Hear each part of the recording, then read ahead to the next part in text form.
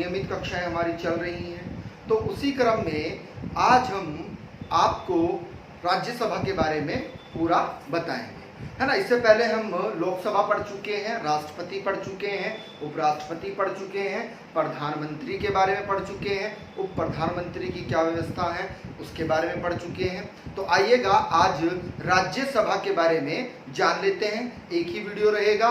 इसके बाद आपको जो कार्य होते हैं, संसद के जो कार्य हैं, है ना, यानी कि आपका विधेयकों में अंतर, है ना, क्या अंतर होते हैं भाई, साधारण विधेयक क्या होता है ना, उस पर विस्तृत रूप से धन विधेयक क्या होता है, वित्त विधेयक क्या होता है, सरकारी विधेयक क्या होता है, गैर सरकारी विधेयक क्या होता है। इससे पहले वाली वीडियो में भी हमने थोड़ा बताया है, लेकिन विस्तृत रूप से हम नेक्स्ट लेक्चर में उन चीजों पर चर्चा करेंगे। आपको पता है कि हम अनुच्छेदों के अनुसार ही सिलेबस करा रहे हैं। तो आइएगा, है ना, देखिएगा हम आज क्या पढ़ेंगे। आज हम राज्यसभा पढ़ेंगे जो संविधान के भाग 5 में अर्थात अध्याय 2 में वर्णित है। ठीक है, तो अनुच्छेद 80 बहुत इंपॉर्टेंट है। अनुच्छेद 80 किस लिए वर्णित है भाई? अनुच्छेद 80 में राज्यसभा की संरचना के बारे में बताया गया है।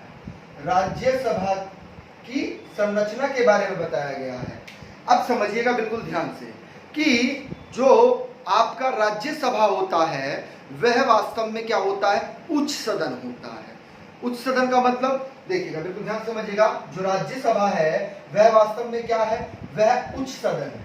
क्या है? उच्च सदन है। बिल्कुल ध्यान से समझिएगा। उच्च सदन क्यों कहा गया इसको? उच्च सदन इसलिए कहा गया क्योंकि, बिल्कुल ध्यान से समझना है, उच्च सदन कहते हैं, इसी को ही हम द्वितीय सदन भी कहते हैं। इसे ही हम क्या कहते हैं? द्वितीय सदन भी कहते हैं। ठीक है, आर्य भाषा में इसको ही उच्च सदन कहते हैं। अब बिल्कुल ध्यान से समझिएगा कि इसे क्यों कहा जाता है द्वितीय सदन। द्वितीय सदन इसलिए कहा जाता है कि, बिल्कुल ध्यान से समझना है एक एक फैक्ट को, इसमें वास्तव में क्या होता है कि इसके जो सदस्य होते हैं, अर्थात राज्यसभा में जो सदस्य हैं, सदस्य वह राज्यों से और संघ राज्यों से, संघ राज्यों का मतलब केंद्र शासित प्रदेश, संघ राज्य क्षेत्रों से का प्रतिनिधित्व करते हैं। बात समझ में आई? यानी कि जो राज्यसभा है उसमें उसके जो सदस्य हैं वह राज्यों से, वह संघ राज्य क्षेत्रों का प्रतिनिधित्व करते हैं। और इनका चुनाव कौन करता है? इनका चुनाव, बिल्कुल ध्यान से समझिएगा, बहुत इंपॉर्टेंट फैक्ट है, इनका चुनाव जो आपके विधानमंडल की जो उच्च सदन होती है अर्थात विधानसभा होती है, तो विधानसभा के सदस्य जो निर्वाचित हैं, मनोनीत नहीं, जो निर्वाचित हैं वह इन सदस्यों का चुनाव करते हैं। पॉइंट क्लियर है? इनका चुनाव कैसे होता है? अप्रत्यक्ष रूप से होता है। कैसे होता है? अप्रत्यक्ष रूप से होता है, क्योंकि आप क्या करते हैं? आप विधायक का चुनाव प्रत्यक्ष रूप से करते हैं, अर्थात विधान सभा का चुनाव आप क्या करते हैं? प्रत्यक्ष रूप से करते हैं। लेकिन वही सदस्य अर्थात विधायक जो होते हैं, वो जो निर्वाचित होते हैं, वही किसका चुनाव करते हैं? वही राज्यसभा सदस्य का चुनाव करते हैं। अगला फैक्ट समझिएगा। अगला ही फैक्ट क्या है, बिल्कुल ध्यान से समझना है कि अनुच्छेद 81, अनुच्छेद 81 क्या कहता है कि इसमें जो अधिकतम संख्या है, अधिकतम संख्या जो रहेगी वह कितनी रहेगी? 250। कितनी रहेगी? 250 रहेगी। अब 250 भी कैसे रहेगी उसको समझिएगा बिल्कुल ध्यान से। यानी कि जो 238 है, जो 238 है, इनका क्या होगा? निर्वाचन होगा, अर्थात चुनाव होगा। लेकिन जो 12 सदस्य हैं वो किसके द्वारा? वह राष्ट्रपति जी के द्वारा क्या होते हैं? मनोनीत होते हैं। और किस किस क्षेत्र के होते हैं तो वह भी लिख लीजिएगा। कला क्षेत्र में, या फिर साहित्य क्षेत्र से जुड़े लोग, या फिर विज्ञान क्षेत्र से जुड़े हुए लोग, या फिर समाज सेवा से जुड़े हुए लोग। Clear point? समाज सेवा, या फिर सहकारिता से जुड़े हुए। किससे? सहकारिता में विशेष कार्य उन्होंने किया हो, वे व्यक्ति क्या बनते हैं? वे व्यक्ति राज्यसभा सांसद बनते हैं। ठीक है, अगला फैक्ट समझिएगा। अब इसी के तहत कैसे चुनाव होता है भाई? अप्रत्यक्ष चुनाव होता है। कैसा होता है? अप्रत्यक्ष चुनाव होता है। थोड़ी देर पहले हमने आपको बताया कि आप विधानमंडल के लिए चुनाव करते हैं प्रत्यक्ष रूप में, अर्थात विधायक के लिए चुनाव करते हैं प्रत्यक्ष रूप में, लेकिन वो विधायक किसका चुनाव करते हैं? वो विधायक अपने राज्य के लिए क्या चुनते हैं? राज्यसभा सदस्य चुनते हैं। बात समझ में आई? तो वो अप्रत्यक्ष रूप में होता है, ठीक है। और इनका जो चुनाव होता है वह किस पद्धति पर आधारित होता है? तो बिल्कुल ध्यान से समझिएगा। 3 व्यक्ति ऐसे हैं जिनका एकल संक्रमणीय मत पद्धति, लिख देते हैं, लिख लीजिएगा अभी, एकल संक्रमणीय मत प्रणाली तथा अनुपातिक प्रतिनिधित्व की पद्धति के द्वारा होता है, की पद्धति के द्वारा होता है। 1 मिनट, इंक खत्म हो गया है, तो एकल संक्रमणीय मत प्रणाली तथा अनुपातिक प्रतिनिधित्व पद्धति के तहत इनका क्या होता है? चुनाव होता है। यानी कि इनका चुनाव अप्रत्यक्ष रूप से होता है। कौन करते हैं? विधायक जो होते हैं, राज्य के विधायक वह करते हैं। क्लियर है पॉइंट? अब एक बात समझिएगा, चलो हम रिपीट कर देते हैं। ये हमने राष्ट्रपति जब आपको पढ़ा रहे थे तब भी हमने बताया था कि ये होता क्या है वास्तव में। तो आप समझिएगा, आप बिल्कुल ध्यान से देखिएगा। एकल संक्रमणीय का मतलब ये होता है कि यदि आपके पास में 4 प्रतिनिधित्व है, A B C D, क्या है? 4 प्रतिनिधित्व हैं, और वोटर क्या करते हैं? यानी कि वोटर आपका जो है, यानी कि जो वोटर है हमारा कै, अब कै वोटर है, कै वोटर ने ए को पहले स्थान पर रखा, बी को तीसरे स्थान पर रखा, और सी को दूसरे स्थान पर रखा, और डी को 4th स्थान पर रखा।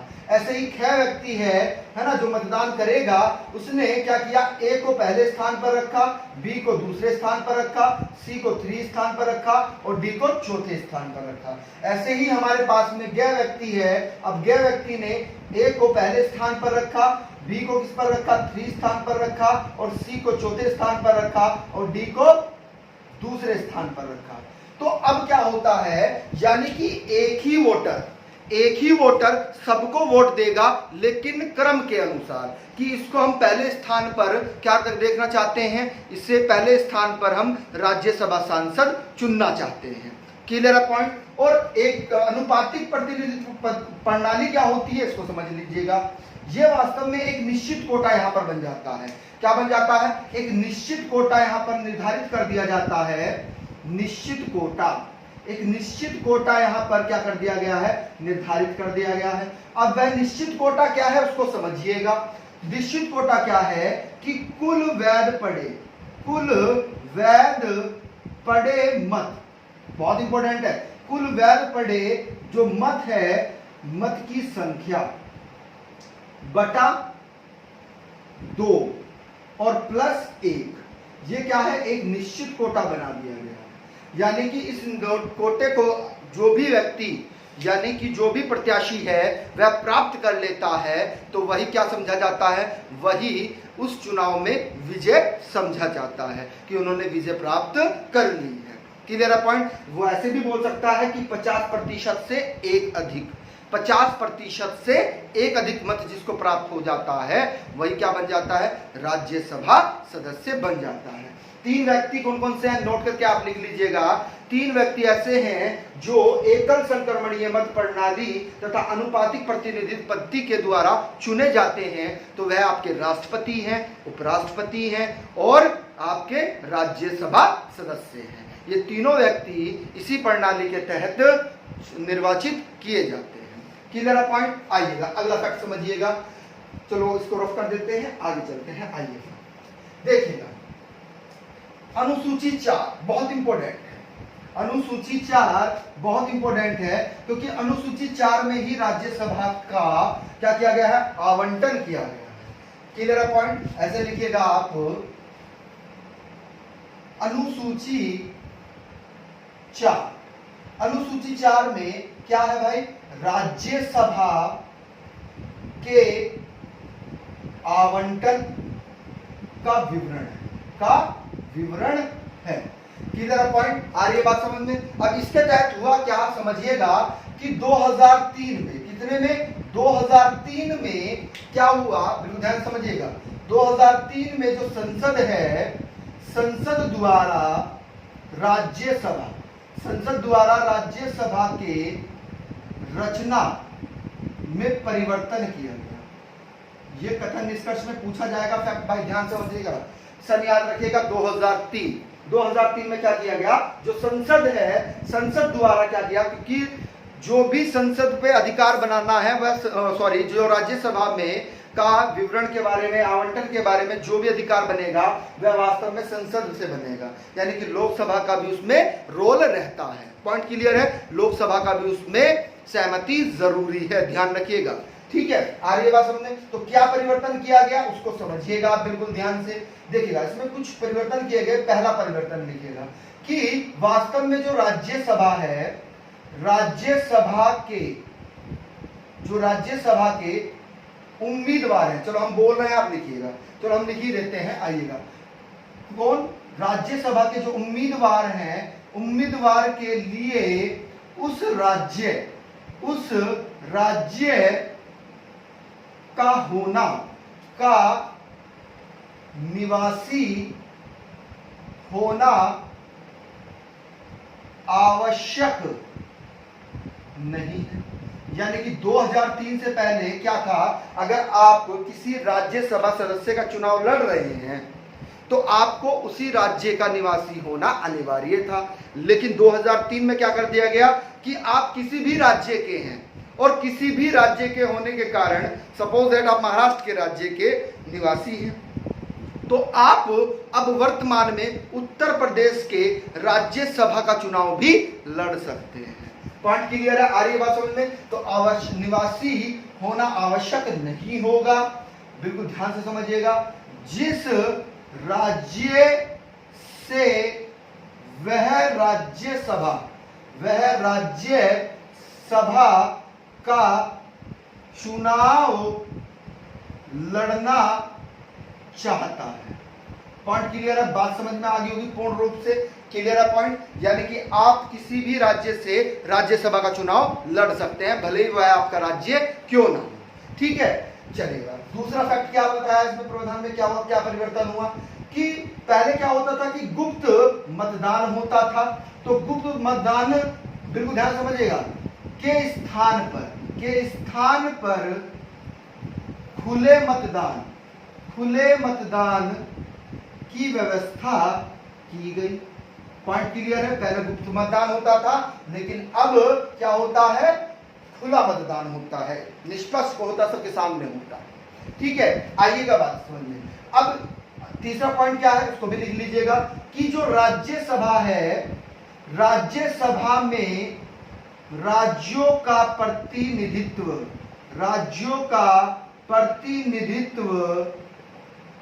समानता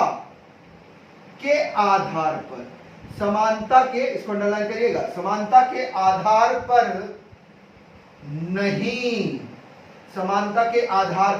नहीं, बल्कि कैसा होगा, बल्कि जनसंख्या, बहुत इंपॉर्टेंट फैक्ट है, बल्कि जनसंख्या आधार पर है। पॉइंट क्लियर है, यानी कि राज्यसभा में राज्यों का प्रतिनिधित्व जो होगा वह समानता के आधार पर नहीं होगा, किसके आधार पर होगा, जनसंख्या के आधार पर होगा। और इसमें जो बड़े राज्य हैं, बड़े राज्यों से, हाँ लिखना है, सब चीजें लिखनी है, एक भी फैक्ट नहीं छोड़ना है। कथन निष्कर्ष में पूछा जाता है, लिखना है, हर चीज लिखना है, कुछ भी चीज नहीं छोड़ना है। क्लियर है पॉइंट, आ रही है बात समझ में। हाँ, तो जो इसमें जो बड़े राज्य हैं, बड़े राज्यों का प्रतिनिधित्व क्या होगा, ज्यादा होगा, और छोटे जो हैं, जो छोटे राज्य हैं, छोटे राज्यों का प्रतिनिधित्व कम होगा, प्रतिनिधित्व कम आते। सेम वही है कि अब बिल्कुल ध्यान दें, जिसकी ज्यादा जनसंख्या तो वहां पर किसकी राज्यसभा सदस्य की संख्या ज्यादा कर दी गई है। जहां पर जनसंख्या कम है वहां पर क्या कर दिया गया है, राज्यसभा सदस्य की संख्या कम कर दी गई है। पॉइंट क्लियर है, बात समझ में आ रही है। तो ये परिवर्तन 2003 में किए गए थे, किसके संदर्भ में, राज्यसभा के संदर्भ में। क्लियर है पॉइंट, आइएगा अब एक चीज आप नोट करके लिखिएगा, है ना, नोट करके लिखिएगा कि संविधान में क्या उल्लेख किया गया है जनसंख्या को लेकर, है ना। तो ये चीज आप नोट करके लिखिएगा, नोट बनाइएगा। ये नोट आपके लिए रामबाण होंगे, हम बता रहे हैं बार बार, ठीक है। नोट करके ये लिखना है कि संविधान में उल्लेख है, संविधान में उल्लेख है एक राज्य की जनसंख्या, एक राज्य की जनसंख्या के प्रथम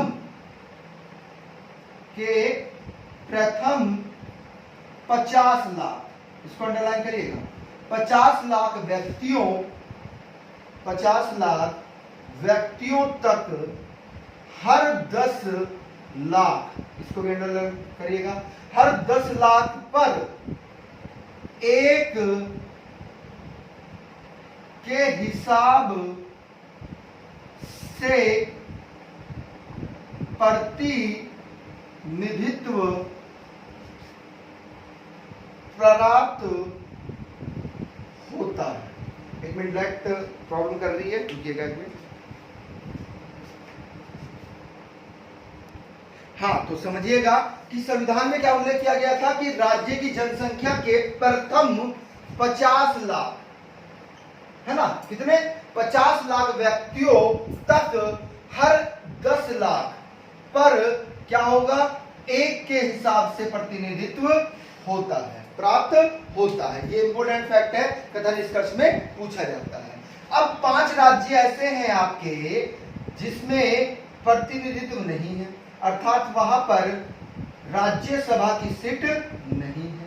तो 5 राज्य कौन से हैं उनको लिख लीजिएगा आप, कभी कभी जोड़ो मिलाओ में ये प्रश्न बनते हैं, ठीक है। तो आप लिखिएगा कि अंडमान निकोबार, उसमें आपका राज्यसभा सदस्य की सीट नहीं है। दूसरा लिखिएगा दमन व दीव, उसमें भी नहीं है। अगला लिखिएगा लक्षद्वीप, लक्षद्वीप में भी नहीं है। अगला लिखिएगा चंडीगढ़, चंडीगढ़ में भी नहीं है, चंडीगढ़ में भी नहीं है। अगला लिखिएगा दादर नागर हवेली, दादर नगर हवेली, इसमें भी नहीं है। यानी कि आप देख रहे होंगे ये 5 राज्य कैसे हैं, केंद्र शासित प्रदेश है। सारे कैसे हैं, केंद्र शासित प्रदेश हैं, है ना, पांचों के पांचों कैसे हैं, केंद्र शासित प्रदेश है। इनमें राज्यसभा का प्रतिनिधित्व नहीं होता है, अर्थात यहाँ पर राज्यसभा की सीट्स नहीं है। पॉइंट क्लियर है। कभी कभी कथन निष्कर्ष में ये प्रश्न पूछ ले जाते हैं। हेडिंग बना लीजिएगा सदस्यों की योग्यताएं, सदस्यों की योग्यताएं, हेडिंग बना लीजिएगा। देखिएगा हेडिंग बना लीजिएगा सदस्यों की योग्यताएं। तो क्या क्या योग्यताएं हैं भाई, पहला तो वह भारत का नागरिक होना चाहिए, कोई भ्रष्ट नहीं होना चाहिए, है ना, उस दिवालिया घोषित नहीं होना चाहिए, है ना, ये सब चीजें हैं, है ना। लेकिन लोकसभा और राज्यसभा में एक योग्यता में डिफरेंस आता है आयु में, और ये आपसे बार बार पूछा जाता है, ठीक है। तो अंतर आता है किसमें, लोकसभा में और राज्यसभा में। किसमें, लोकसभा में और राज्यसभा में एक अंतर आता है योग्यता में। वह अंतर क्या होता है, लोकसभा में क्या बात कही गई है कि न्यूनतम यानी कि कम से कम 25 वर्ष की आयु होनी चाहिए, है ना, क्लियर है पॉइंट। और इसमें क्या कहा गया है कि न्यूनतम 5 वर्ष बढ़ा दिए गए हैं, तो 30 वर्ष की आयु क्या होनी चाहिए, आवश्यक होनी चाहिए। ये मेजर अंतर है इनका आयु में, क्लियर है पॉइंट। कभी कभी कथन व निष्कर्ष के रूप में ये पूछ लिया जाता है, क्लियर है पॉइंट। चलेगा, आगे चलते हैं। हाँ, आगे चलते हैं। देखिएगा, अगर हम इनकी बात करें किसकी, कार्यकाल की, बिल्कुल ध्यान से समझना है एक एक पहले, क्योंकि यहां पर आपको कंफ्यूज किया जाएगा, पूर्ण रूप से किया जाएगा। देखिएगा, कार्यकाल की बात की जा रही है, तो कार्यकाल वास्तव में किस अनुच्छेद में है? तो 83(1) में है। किसमें है? 83(1) अनुच्छेद में क्या है? इनके कार्यकाल की बात की गई है। अब क्या की गई है देखिएगा, सबसे पहली बात तो यह है कि ये क्या है? ये एक स्थायी सदन है। क्या है? स्थायी सदन है। अब इसे स्थायी सदन क्यों कहा गया? क्योंकि ये कभी भी भंग नहीं किया जा सकता। जैसे लोकसभा को भंग कर सकता है राष्ट्रपति प्रधानमंत्री की सहमति से, यहां पर क्या लोकसभा की तरह राज्यसभा भंग नहीं हो सकती। तो यहां पर ब्रैकेट में लिख लीजिएगा, क्योंकि ऐसे जैसे हम बोल रहे हैं आप ऐसे लिखिएगा, क्योंकि कभी भी भंग नहीं होती, क्योंकि कभी भी भंग नहीं होती। पॉइंट क्लियर है? बात समझ में आ रही है? अब यहीं पर ही अगर आपसे पूछा जाए कि होता क्या है, ये मेजर फैक्ट है, बार बार पूछा जाता है। 1/3 सदस्य जो होते हैं, 1/3 सदस्य हर वर्ष का मतलब हर दूसरे वर्ष, एक वर्ष पूरा हो गया है ना, तो हर दूसरे वर्ष की समाप्ति पर, दूसरे वर्ष की समाप्ति पर अवकाश ग्रहण कर लेते हैं, अवकाश ग्रहण कर लेते हैं। पॉइंट क्लियर है? बात समझ में आ गई? यानी कि दूसरे व्यक्ति आ जाएंगे, ठीक है, इनके स्थान पर क्या आ जाएंगे? 1/3 सदस्यों के स्थान पर दूसरे आ जाएंगे। अब अगर हम बात करें, बिल्कुल ध्यान से समझना है, जो इनका कार्यकाल होता है राज्यसभा का, वह 6 वर्ष का होता है। किसका होता है? 6 वर्ष का। बिल्कुल मेजर अंतर है, समझिएगा एक मिनट। 6 वर्ष का होता है, लेकिन कभी कभी होता क्या है कि भाई त्याग पत्र दे दिया किसी ने, समझिएगा बिल्कुल ध्यान से, किसी ने त्याग पत्र दे दिया, या किसी की मृत्यु हो गई है, या स्थान रिक्त हो गया है, तो होने पर क्या होता है भाई? उपचुनाव होता है, उपचुनाव होता है।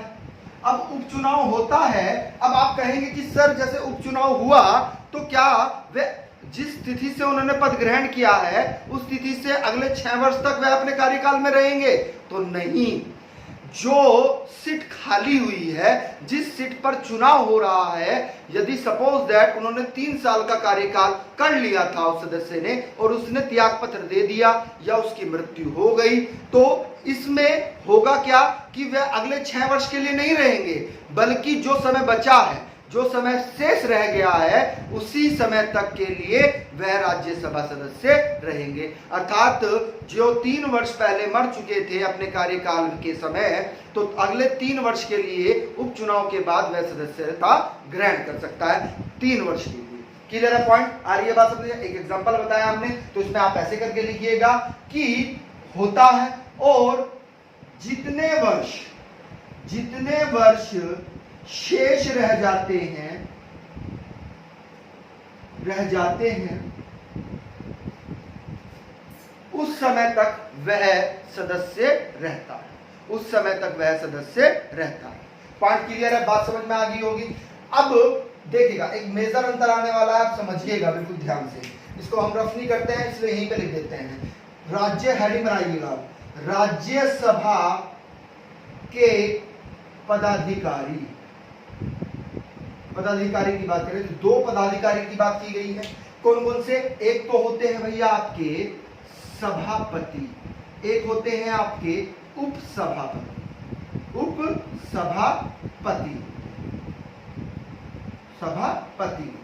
अब समझिएगा, वहां पर क्या होता लोकसभा में? वहां पर लोकसभा में अध्यक्ष व उपाध्यक्ष की बात हो रही थी। आ रही है बात समझ में? यानी कि चेयरपर्सन की बात हो रही थी वहां पर, लेकिन यहां पर स्पीकर की बात हो रही है। बताइएगा, स्पीकर किसको कहते हैं और चेयरपर्सन किसको कहते हैं? कमेंट करके हमें बताइएगा।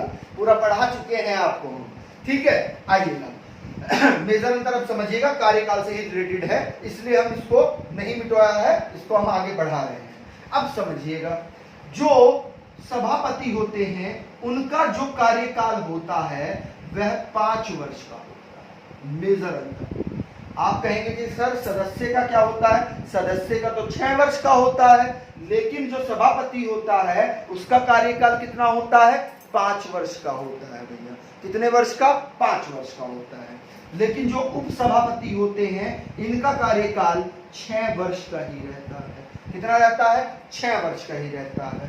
पॉइंट क्लियर है? अब सभापति की अगर हम बात करें तो आप सभापति में ही लिखिएगा कि, बिल्कुल ध्यान समझना है, जो उपराष्ट्रपति होते हैं, उपराष्ट्रपति ही क्या होते हैं? वह राज्यसभा के सभापति होते हैं। क्या होते हैं? राज्यसभा के सभापति होते हैं। लिख लीजिएगा, चलो हम बोल रहे हैं, वह राज्यसभा के सभापति होते हैं, सभापति होते हैं। किंतु, बिल्कुल बहुत इंपॉर्टेंट फैक्ट है कि निष्कर्ष में दिया जाएगा, ये हम बोल रहे हैं आपको, किंतु राज्यसभा का सदस्य नहीं होता है। राज्यसभा का सदस्य नहीं होता है।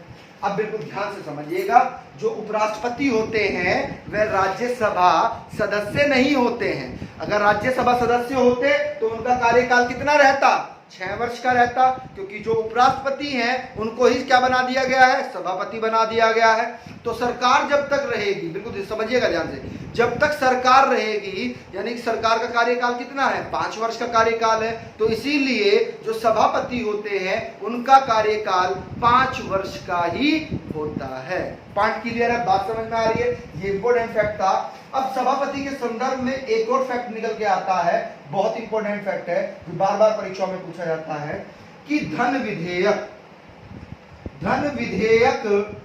के संबंध में बहुत इंपॉर्टेंट फैक्ट है, में निर्णय का अधिकार नहीं होता है। पॉइंट क्लियर है? बात समझ में आ रही है? लेकिन आप समझिएगा बिल्कुल ध्यान से समझना है, संयुक्त अधिवेशन की अध्यक्षता करता है। क्या करता है? संयुक्त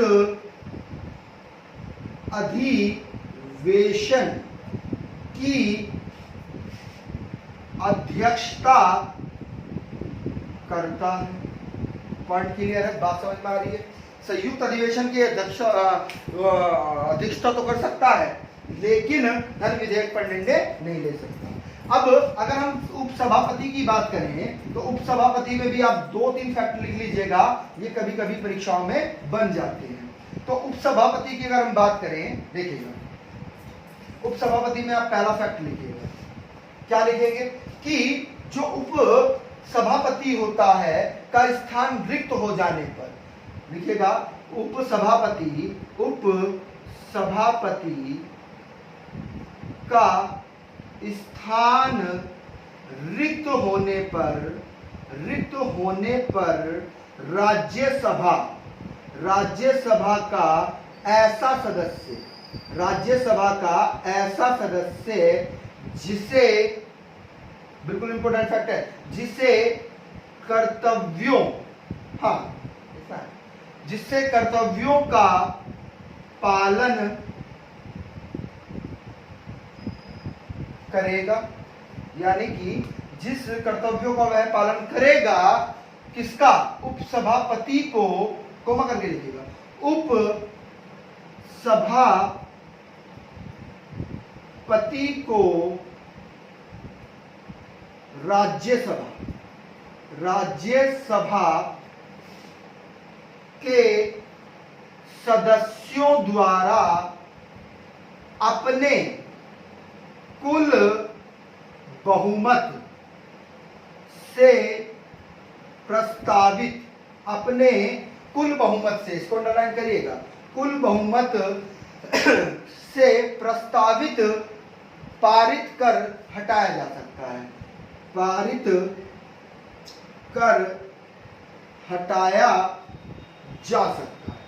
जा सकता है। ठीक है? आ रही है बात समझ में? हटाया जा सकता है, यानी कि सभापति का स्थान, उपसभापति का स्थान क्या है? अगर रिक्त है तो अब होगा क्या?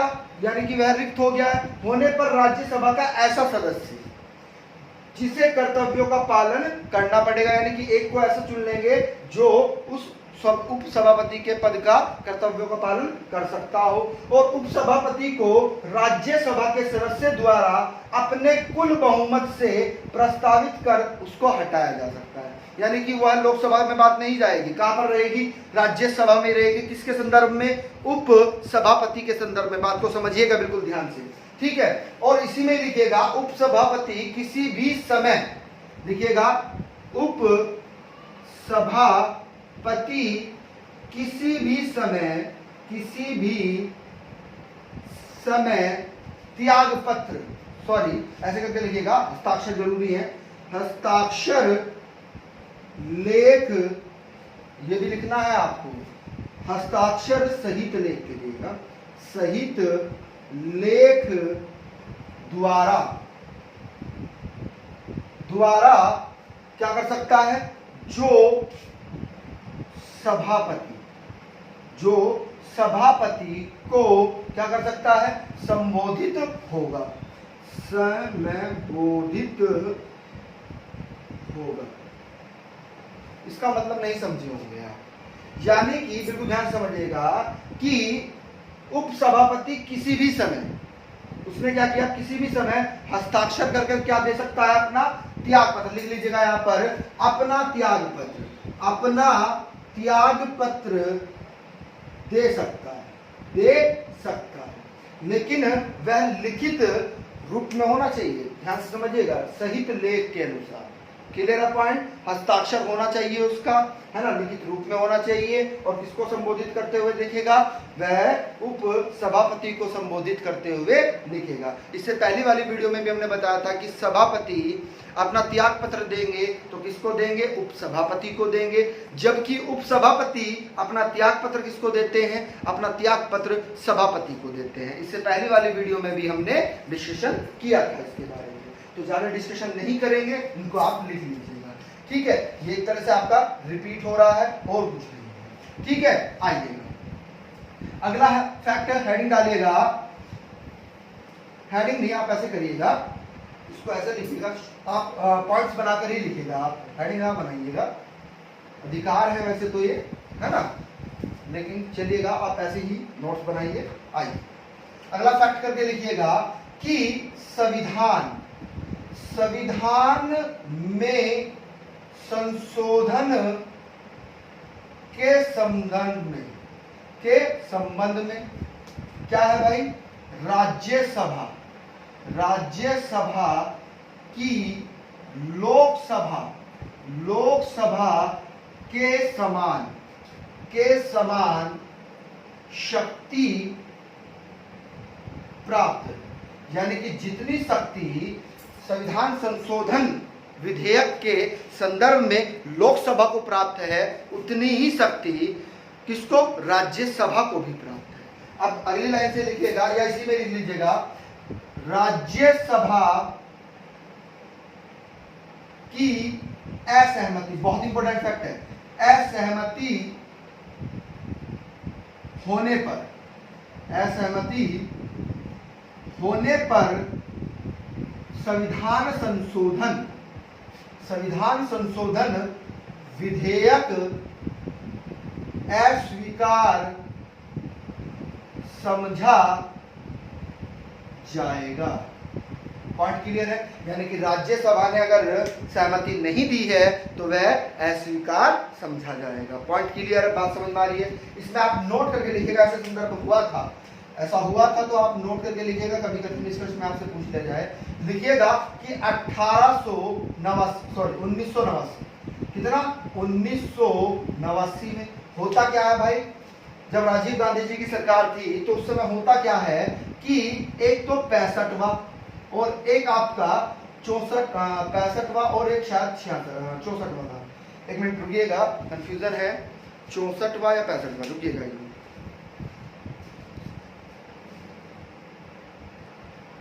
हाँ, 64वां और 65वां था भाई, है ना, 64वां व 65वां, राजीव गांधी जी की सरकार थी उस समय, है ना, क्लियर है पॉइंट। तो उन्होंने क्या किया था, राजीव गांधी जी की, ठीक है, तो उन्होंने गांधी जी के सपने को पूरा करने के लिए पंचायत राज की स्थापना करना चाह रहे थे। चलिए वो बाद का विषय है, जब पंचायत राज पढ़ाएंगे आपको तब चर्चा करेंगे। तो 1889 में क्या हुआ कि 64वां 65वां संशोधन विधेयक आता है, संशोधन विधेयक लाया जाता है। अब ये 64वां जो था ये वास्तव में पंचायत राज के लिए था, पंचायत राज विभाग के लिए, और ये वास्तव में किसके लिए था, ये नगर पालिका के लिए था। तो यहां पर होता क्या है, ये विधेयक आता तो है लेकिन राज्यसभा, लिख लीजिएगा जैसे हम बोल रहे हैं ऐसे लिखना आपको, लेकिन राज्यसभा द्वारा पारित न होने के कारण समाप्त हो गए थे, समाप्त हो गए थे, हाँ समाप्त हो गए थे। क्लियर पॉइंट, बात समझ में आ रही है। अब एक चीज और लिखिएगा आप, बिल्कुल ध्यान से समझना है एक एक फैक्ट आपको, ठीक है। अब होता क्या है, अगली लाइन से लिखिएगा, जब आपातकाल की घोषणा राष्ट्रपति जी कर देते हैं, घोषणा राष्ट्रपति द्वारा दोनों सदनों की स्वीकृति, बहुत इंपॉर्टेंट फैक्ट है ये, दोनों सदनों की स्वीकृति, दोनों सदनों का मतलब लोकसभा और राज्यसभा दोनों की स्वीकृति हो गई है ना, आ रही है बात समझ में। तो स्वीकृति अनिवार्य है यदि घोषणा, बहुत इंपॉर्टेंट फैक्ट है, यदि घोषणा समाप्त हो गई जब लोकसभा, क्योंकि घोषणा समाप्त होने के बाद में क्या होता है लोकसभा का विघटन हो जाता है, तो विघटित हो गई तो उस समय घोषणा का राज्यसभा द्वारा स्वीकृति होना अनिवार्य है। पॉइंट क्लियर है, बात समझ में आ रही है। यानी कि जब लोकसभा क्या हो गई है, देखिएगा, जब आपातकाल का समय होता है तो राष्ट्रपति जी घोषणा करते हैं इस चीज की, यानी कि दोनों सदनों ने क्या कर दी, उसकी स्वीकृति अनिवार्य कर दिया गया है। यदि, बहुत इंपॉर्टेंट फैक्ट है, पहले क्या था कि अपने आप ही प्रधानमंत्री गए और अपना जो है क्या कर दिया उन्होंने सशस्त्र विद्रोह का एक प्रावधान था, ये हमने आपको पढ़ाया था पहले भी, ठीक है। आ रही है बात समझने को, ध्यान आ रहा होगा। तो उसमें ही क्या किया गया था, उसको शब्द को बदल दिया गया था। क्लियर पॉइंट, समय ज्यादा नहीं लेते हैं क्योंकि वीडियो लंबा बनने वाला है ये, है ना। तो क्या किया गया, यदि घोषणा समाप्त हो गई हो, जब लोकसभा विघटित हो गई हो, तो उस समय, बिल्कुल ध्यान समझिएगा, एक कथन निष्कर्ष में पूछा जाएगा, उस समय घोषणा का राज्यसभा द्वारा स्वीकृत होना अनिवार्य है। अगर राज्यसभा स्वीकृत नहीं करती है तो आपातकाल नहीं लगेगा। पॉइंट क्लियर करिएगा, यहाँ पर पॉइंट क्लियर है, बात समझ में आ रही है, क्योंकि ये प्रश्न बार बार रिपीट होते हैं और पूछे जाते हैं। आप एक चीज नोट करके लिखिएगा, नोट करके, जब महाभियोग चलाया जाता है किस पर, राष्ट्रपति जी पर या सर्वोच्च न्यायालय के न्यायाधीश पर, नोट करके लिखिएगा इस फैक्ट को भी, ये भी इसका बहुत बड़ा अधिकार है राज्यसभा का। होता क्या है, जब राष्ट्रपति व उच्च न्यायालय या सर्वोच्च न्यायालय, दोनों में अंतर है, उच्च न्यायालय राज्यों में होते हैं, सर्वोच्च न्यायालय एक ही है दिल्ली में, है ना। तो सर्वोच्च न्यायालय के न्यायाधीश, सर्वोच्च न्यायालय के न्यायाधीश पर क्या किया जाता है, महाभियोग चलाया जाता है। तो उसमें क्या होगा, इसमें दोनों को समान अधिकार दिया गया है भाई, कि राज्यसभा और लोकसभा, यानी कि दोनों सदन मिलकर महाभियोग प्रक्रिया पूरी करेंगे। अकेला लोकसभा नहीं कर सकता है, राज्यसभा का भी सहमति जरूरी है। पॉइंट क्लियर है, बात समझ में आ रही है? ये भी इसका बहुत बड़ा फैक्ट है, बहुत बड़ी शक्ति है। क्लियर है पॉइंट, बार बार पूछा जाता है। अब अगला फैक्ट लिखिएगा कि राज्यसभा के निर्वाचित सदस्य राष्ट्रपति के चुनाव में भाग लेते हैं, और है ना, राष्ट्रपति के चुनाव में भाग लेते हैं। और उपराष्ट्रपति के चुनाव में कौन भाग लेता है भाई? अगर हम बात करें कि उपराष्ट्रपति के चुनाव में कौन भाग ले रहा है, तो इसमें तो भैया दोनों लेते हैं, राज्यसभा भी लेती है और लोकसभा भी लेती है। राज्यसभा भी लेती है और लोकसभा भी। एक मिनट, लाइट जा रही है, एक मिनट रुकिएगा। तो जैसे आपको पता है कि उपराष्ट्रपति में राज्यसभा और लोकसभा है ना, तो दोनों क्या करते हैं? निर्वाचन करते हैं। जबकि बिल्कुल ध्यान से समझना ये है, क्योंकि बार बार परीक्षाओं में रिपीट होते हैं। एक मिनट रुकिएगा, थोड़ा लाइट का भी मेरे ख्याल से फोकस, हाँ अब थोड़ा ठीक है। आइए देखिए, तो उपराष्ट्रपति में राज्यसभा सदस्य और लोकसभा सदस्य चुनाव करते हैं। किसका? उपराष्ट्रपति का।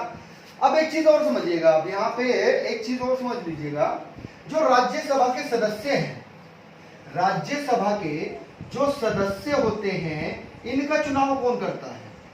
तो इनका चुनाव हमने बताया विधानसभा के सदस्य करते हैं। यहां पर आप नोट करके एक चीज लिख लीजिएगा कि दिल्ली और पौंडीचेरी, आपसे प्रश्न ऐसे पूछा जाएगा कि दो केंद्र शासित प्रदेश में कौन से हैं जो राज्यसभा सदस्य में क्या करते हैं? निर्वाचित होते हैं।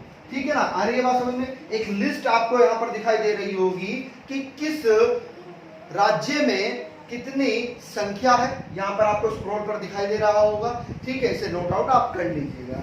ठीक है, आइएगा अगला फैक्ट समझिएगा आप बिल्कुल ध्यान से। ठीक है, आइए अगला फैक्ट लिखिएगा, राज्यसभा बहुमत प्राप्त कर उपराष्ट्रपति को हटाया जा सकता है। यानी कि बिल्कुल इसको ऐसे करके लिखिएगा, लैंग्वेज में बिल्कुल ध्यान से समझिएगा कि राज्यसभा बहुमत प्राप्त कर उपराष्ट्रपति को हटाया जा सकता है। यानी कि राज्यसभा में बहुमत प्राप्त करके क्या हो सकता है? उपराष्ट्रपति जी को हटाया जा सकता है। यदि, बहुत इंपॉर्टेंट फैक्ट है, यदि लोकसभा सहमत है। अगर लोकसभा सहमत है तो तब नहीं हटेंगे। बात समझिएगा, लोकसभा की सहमति भी जरूरी है, लोकसभा की सहमति जरूरी है। Clear point. अगला फैक्ट लिखिएगा, कुछ राज्यसभा के विशेषाधिकार होते हैं। क्या होते हैं? विशेषाधिकार होते हैं, जो अनुच्छेद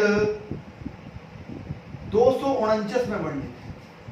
इसमें 249 में वर्णित है, और ये आपके लिए बहुत ही इंपॉर्टेंट फैक्ट बनेंगे। एक अनुच्छेद 312 है, वो भी बहुत इंपॉर्टेंट बनेगा। ये दो अनुच्छेद आपके लिए बहुत इंपॉर्टेंट बनेंगे, राज्यसभा से रिलेटेड है। देखिएगा 249 में क्या चीज कही गई है, लिखिएगा, यदि राज्यसभा उपस्थित तथा, यानी कि राज्यसभा में उपस्थित तथा मत देने वाले सदस्यों के, इसको अंडरलाइन करिएगा, 2/3 बहुमत, 2/3 बहुमत से प्रस्तावित कोई प्रस्ताव पारित करते हैं। कोई प्रस्ताव पारित कर यह घोषित करती है कि राज्य सूची, इसको अंडरलाइन करिएगा, बहुत इंपॉर्टेंट फैक्ट है, राज्य सूची में उल्लेखित विषय, राज्य सूची में उल्लेखित विषय,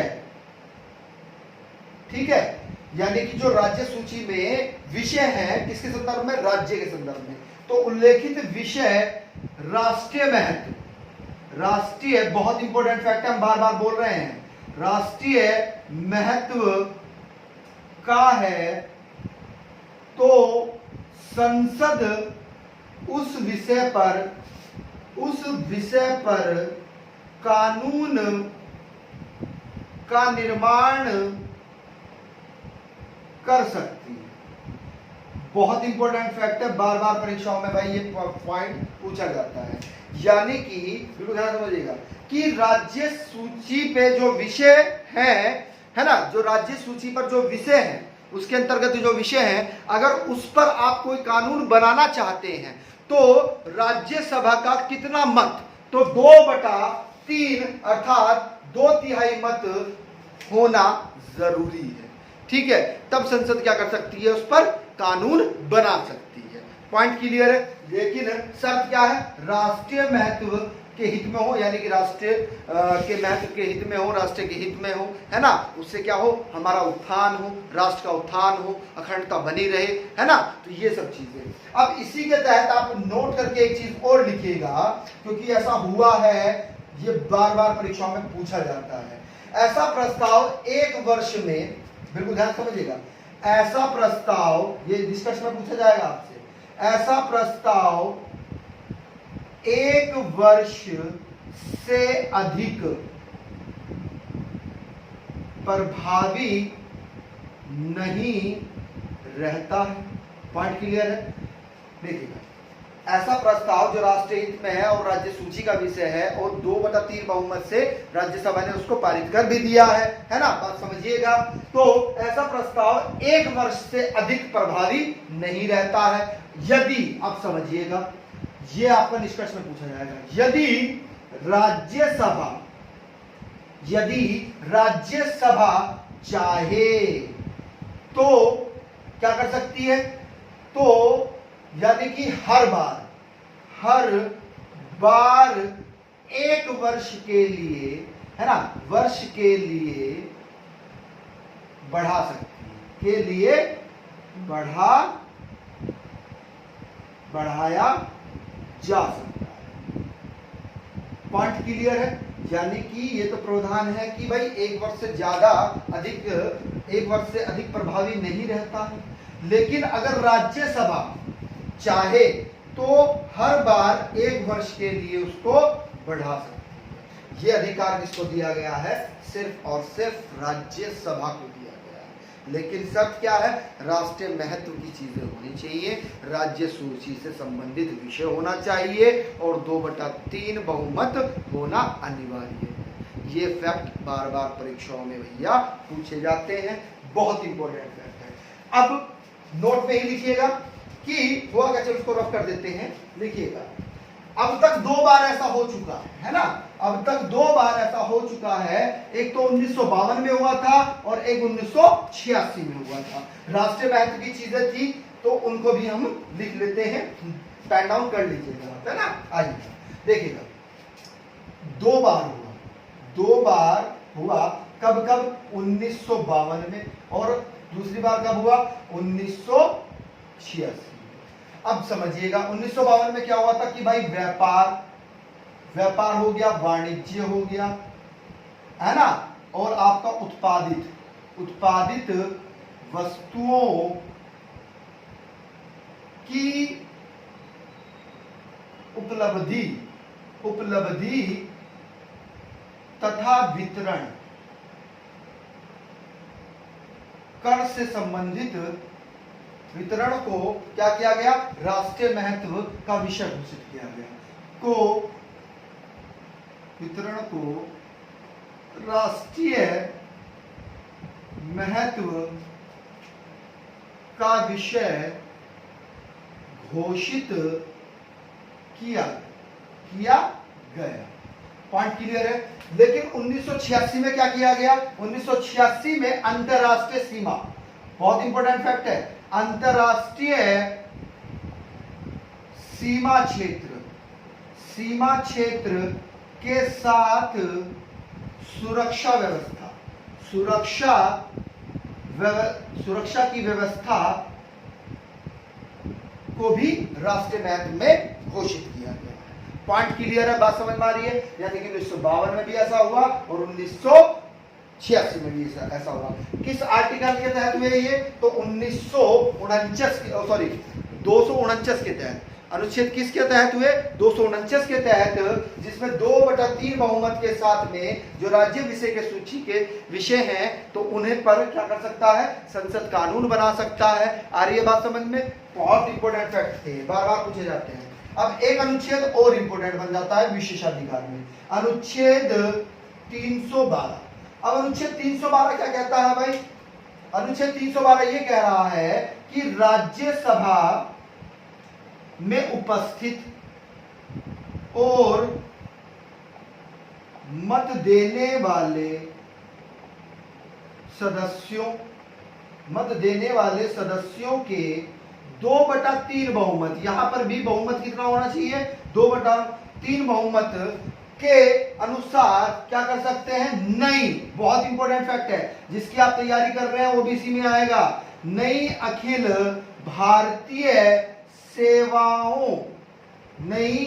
भारतीय सेवाओं की स्थापना कर सकते हैं। ठीक है, ये भी अधिकार राज्यसभा को ही दिया गया है। अब समझिएगा बिल्कुल ध्यान से। अब 2/3 बहुमत मिल गया है। अब तक हमारी जो अखिल भारतीय सेवाएं हैं कितनी हैं? तो 3 है। कितनी है? 3 होती हैं। तीनों के नाम लिखिएगा। भारतीय प्रशासनिक सेवा, जिसे आप क्या कहते हैं? IAS कहते हैं, अर्थात इंडियन एडमिनिस्ट्रेशन सर्विस कहते हैं। दूसरा कौन सा है? दूसरा है भारतीय पुलिस सेवा, जिसे आप क्या कहते हैं? इंडियन पुलिस सर्विस, IPS कहते हैं। तीसरी कौन सी है? वन से संबंधित है, भारतीय वन सेवा। क्या है? भारतीय वन सेवा, जिसे आप क्या कहते हैं? IFS कहते हैं, इंडियन फॉरेस्ट सर्विस कहते हैं।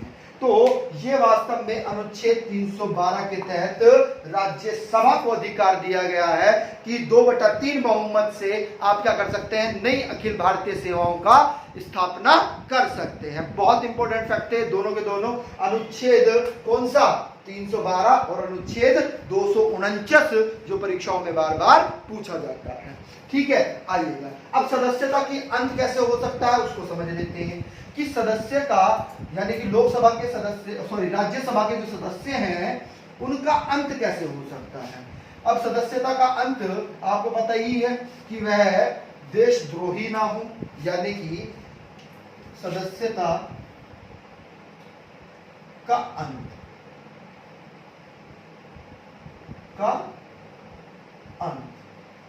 भाई दिवालिया घोषित ना हो गया हो, देशद्रोही ना हो, किसी देश जो दुश्मन देश है हमारा उसके साथ में न मिल रहा हो, हमारे संविधान का उल्लंघन कर दिया हो, है ना, हमारे संविधान में आस्था ना रखता हो, तो ऐसे व्यक्तियों का क्या हो जाता है? सदस्यता का अंत हो जाता है। लेकिन इसमें भी कुछ चीजें हैं जो बार बार परीक्षाओं में पूछी जाती है। क्या है? बिल्कुल ध्यान से अब इन चीजों को समझना है। यदि कोई सदस्य, लिखना है, यदि कोई सदस्य 60 दिन, इसको अंडरलाइन करिएगा, 60 दिन से अधिक लगातार सदन में अनुपस्थित है ना, बिना अनुमति, कैसे कर लीजिएगा? संसद में बिना अनुमति के क्या है भाई? अनुपस्थित है तो उसकी सदस्यता समाप्त हो जाएगी। उसकी सदस्यता क्या हो जाएगी? समाप्त। यानी कि लगातार 60 दिन से अधिक आप संसद में अनुपस्थित नहीं हो सकते। ये लोकसभा के लिए भी है, राज्यसभा के लिए नहीं, ये लोकसभा के लिए भी ये है कि लगातार अगर आप 60 दिन तक अनुपस्थित हैं सदन में तो आपकी सदस्यता समाप्त हो जाए। क्लियर है? आपने सूचना दे दी है ना, सहमति ले ली है, सूचना दे दी है कि सर हम बीमार हैं या जो भी है ना, तो तब कोई प्रॉब्लम नहीं है। लेकिन आपने कोई अनुमति नहीं ली, है ना। आपने कोई अध्यक्ष ने नहीं ली, सभापति से कोई अनुमति नहीं ली आपने, तो क्या हो जाएगी आपकी लोकसभा की सदस्यता भी खत्म और राज्यसभा के सदस्यों की भी सदस्यता खत्म हो जाएगी। आइएगा इसी के अंतर्गत एक चीज और समझिएगा, ऐसा क्या हुआ भाई, ऐसा नवंबर, ये पूछा जाता है 2000 में हुआ। नवंबर 2000 में क्या हुआ भाई, पंजाब के रहने वाले थे, क्या नाम था उनका, बरजिंदर सिंह हमदर्द साहब। कहाँ के थे, पंजाब के, है ना, पंजाब के राज्य सभा सदस्य थे। तो उनके साथ भी यही हुआ, 60 दिन तक क्या रहे वो, 60 दिन से ज्यादा भी अनुपस्थित रहे सदन में, तो उनकी सदस्यता समाप्त कर दी गई थी। दूसरा कारण क्या हो सकता है जो परीक्षाओं में पूछा जाता है बार बार, कि दल बदल में क्या हो जाए, दल बदल में अयोग्य घोषित कर दिया गया, अयोग्य घोषित कर दिया होने पर उनकी सदस्यता क्या हो जाएगी, निरस्त हो जाएगी, समाप्त हो जाएगी। Clear point. तो ये सदस्यता का अंक से रिलेटेड महत्वपूर्ण फैक्ट थे। और तो आपको पता ही है कि मतलब देशद्रोह हमने अपने पहले भी बताया है ना, तो सेम वही चीजें होती हैं। अगला फैक्ट लिखिएगा, अगला फैक्ट भी इंपॉर्टेंट है। अब कभी परीक्षाओं में आपसे सर्वाधिक सदस्य संख्या वगैरह भी पूछ ली जाती है। चार्ट हमने दिया था, दोबारा से उस चार्ट को आपको स्क्रॉल पर दिखाई दे रहा होगा। ये बार बार परीक्षाओं में पूछा जाता है कि किस राज्य में कितनी सदस्य संख्या है, किसकी, राज्यसभा की। तो इसे भी आपको पेन डाउन करना है, लिखना है, ठीक है। आइएगा तो समझिएगा बिल्कुल ध्यान से, कि बिल्कुल ध्यान समझना है। प्रश्न ये बनता है कि राज्यसभा के लिए सर्वाधिक सदस्य कहां पर है, तो उत्तर प्रदेश में। कितने, 31 सदस्य। दूसरे स्थान पर कौन सा है भाई, दूसरे स्थान पर एमपी आता है, सॉरी नहीं, महाराष्ट्र आता है, महाराष्ट्र आता है, महाराष्ट्र में 19 है। कितने हैं, 19। और तीसरे स्थान पर 2 रहेंगे, क्योंकि यहां पर 18 सदस्य रहते हैं। किसके, राज्यसभा के। कौन कौन से भाई, एक तो आंध्र प्रदेश की बात करें तथा तमिलनाडु की बात करें, तो तमिलनाडु व आंध्र प्रदेश में दोनों में समान संख्या है, 18 है। ऐसे ही 16 संख्या किस किस की है, एक बिहार की और दूसरी पश्चिम बंगाल की। यानी कि बिहार में भी सदस्य संख्या कितनी है, 16, और पश्चिम बंगाल में भी 16 है। Clear point. ऐसे ही 11 जो सदस्य संख्या है वह किसकी है भाई, वह एमपी अर्थात मध्य प्रदेश व गुजरात की है। ठीक है, गुजरात, दोनों में कितनी कितनी है, 11 है, समान है। आ रही है बात समझ में, ठीक है। अब आपसे एक चीज आप नोट करके लिख लीजिएगा, कभी कभी पूछ लेता है ना, ये जीके के प्रश्न होते हैं, ये जीएस नहीं होता है, जीके होता है, समझिएगा। क्या आपसे प्रश्न ये भी पूछ लेता है, नोट करके लिखिएगा इसका, है ना, कि 3 अप्रैल 1952 को काउंसिल, इसको अंडरलाइन करना है, काउंसिल ऑफ स्टेट्स,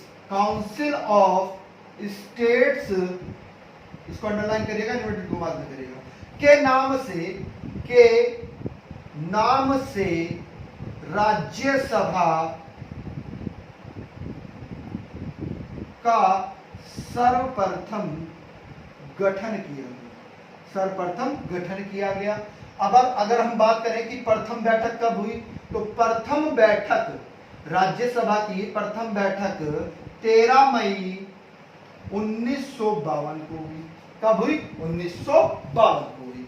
ठीक है, ये भी प्रश्न आपसे कभी कभी पूछ लिया जाता है।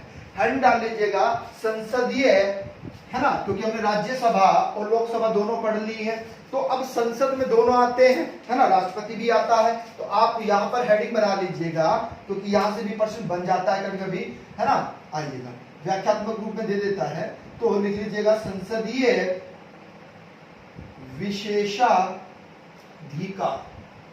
तो ये वास्तव में अनुच्छेद 105 में वर्णित है, विशेषाधिकार की बात करें अगर हम, तो इसमें आप पहला फैक्ट लिखिएगा, है ना, 2-3 फैक्ट हैं, लिख लीजिएगा उनको, 4, ठीक है। आइएगा, लिखिएगा कि संसद के सदस्यों को संसद अधिवेशन, अर्थात बैठक की बात कर रहा है,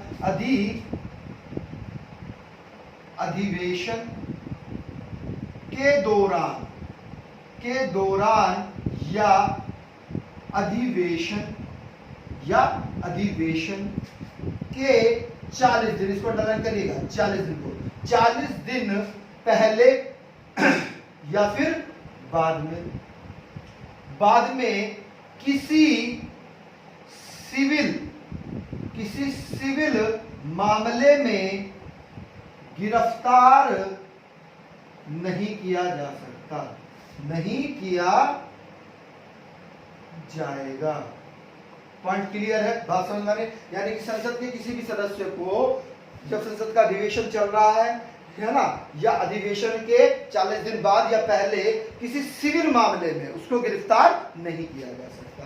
दूसरा फैक्ट लिखिएगा कि अधिवेशन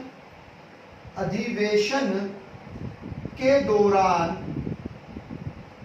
अध्यक्ष या फिर सभापति, दोनों की बात कर रहे हैं हम, सभापति यानी कि लोकसभा के सभापति की बात हो रही है और अध्यक्ष की बात हो रही है, की अनुमति के बिना किसी न्यायालय के समक्ष कार्यवाही नहीं, समक्ष ऐसे करके लिखिएगा, समक्ष साक्षी के रूप में उपस्थित होने के लिए विवश नहीं किया जाएगा। विवश नहीं, इसको अंडरलाइन करिएगा, नहीं किया जाएगा। ये इंपॉर्टेंट फैक्ट है। ठीक है, 2 फैक्ट और रह गए हैं, इनको हम कर देते हैं, लिखिएगा। तीसरा फैक्ट क्या कहता है? तीसरा फैक्ट ये कहता है कि संसद या समिति, है ना, सदन के, चलो इसे पूरा ही लिख लीजिएगा, आप शॉर्ट नहीं कराते हैं, सदन या समितियों में बोलने की पूर्ण स्वतंत्रता है। इसके लिए उन्हें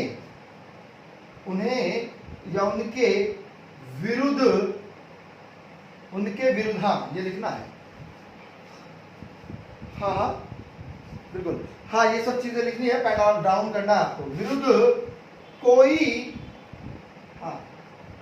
कोई कार्यवाही नहीं की जा सकती है, किंतु ये फिर निष्कर्ष में आ जाएगा आपका, किंतु उच्चतम न्यायालय, सुप्रीम कोर्ट की बात हो रही है भाई, क्योंकि उच्चतम न्यायालय या फिर उच्च न्यायालय, हाई कोर्ट की बात हो रही है, न्यायालय, ठीक है, न्यायालय के न्यायाधीशों के विरुद्ध कोई टिप्पणी नहीं की जा सकती है। पॉइंट क्लियर हुआ कि नहीं हुआ? एक बार रिपीट कर देते हैं, समझिएगा। यानी कि संसद या समिति में बोलने का तो उन्हें पूर्ण अधिकार है ही, ठीक है। इसके होगा क्या? इसके लिए उनके विरुद्ध कोई कार्रवाई नहीं होगी, ठीक है, की जा सकती, किंतु उच्चतम न्यायालय व उच्च न्यायालय के न्यायाधीशों में कोई टिप्पणी नहीं की जा सकती, उनके लिए कोई टिप्पणी नहीं कर सकता। ध्यान से समझिएगा, क्योंकि न्यायपालिका हमारी क्या है? स्वतंत्र है भाई। क्या है? स्वतंत्र है। यहाँ पर एक चीज लिख लीजिएगा, अगर हम महाभियोग का बात करें तो महाभियोग में तो कर सकते हैं, ब्रैकेट में लिख लीजिएगा, हम बोल रहे हैं, चलिए लिख दिया हमने, महाभियोग पर विचार विमर्श कर सकते हैं, है ना। जब महाभियोग प्रक्रिया चल रही है तो उस पर तो विचार विमर्श कर सकते हैं, लेकिन वैसे नहीं कर सकते, ठीक है। आखिरी पॉइंट है, लिखिएगा कि संसद या उनके सदस्यों के विशेषाधिकारों का उल्लंघन करने वाले व्यक्ति को दंडित करने का अधिकार है, दंडित करने का अधिकार है। ठीक है, पॉइंट क्लियर है। एक अध्यक्ष जी के भी बारे में है, लिख लीजिएगा आप कि अध्यक्ष की आज्ञा के बिना सदन के परिसर में किसी सदस्य को गिरफ्तार नहीं किया जाएगा। ये वास्तव में इनके विशेषाधिकार है। ठीक है, बात समझ में आ रही है। तो जो नए व्यूअर्स हैं जिन्होंने हमारे चैनल को सब्सक्राइब नहीं किया है वो हमारे चैनल को सब्सक्राइब कर ले और बेल आइकन ऑन कर ले। और अगर आपको वीडियो अच्छी लगी हो तो इसे लाइक और कमेंट के माध्यम से हमें बता दीजिएगा। ठीक है, और शेयर करना ना भूलिएगा। ठीक है, थैंक यू।